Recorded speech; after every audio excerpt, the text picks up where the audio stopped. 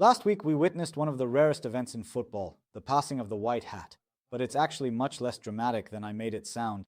What actually happened was that during the game between Houston and Buffalo, the head referee Adrian got injured. So let's understand why it's so rare for referees to get injured and what's the story with the hat. In the third quarter, as mentioned, the head referee was running in the end zone area when suddenly he grabbed his left leg and stopped. From that point on, he couldn't put any weight on his leg and left the field accompanied by the medical staff.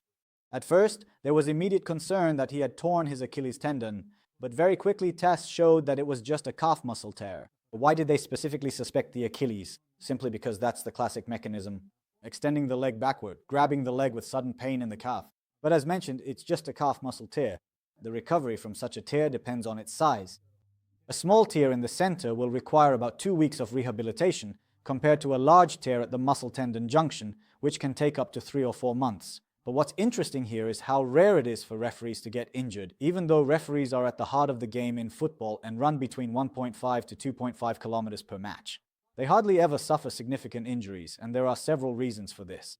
The first reason is that unlike players, referees do not experience physical contact, which is, as mentioned, a significant cause of injuries. The second reason is that the referee's movements are intentional, not reactive.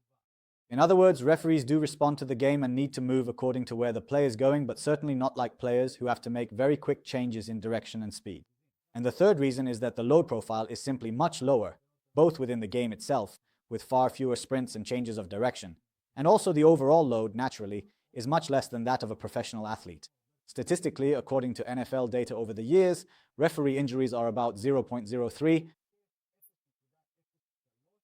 per game compared to 5 to 7 for players in any given week. Precisely because of this, every referee injury quickly makes headlines. So why do they still get injured? As mentioned, they aren't supposed to have contact injuries because they're not supposed to come into contact with the players, but they're still under significant strain, spending hours on their feet, and often they're older than professional athletes. And one last thing, why is this transfer of the cap so rare? As mentioned, a referee injury in the NFL happens once every 33 games.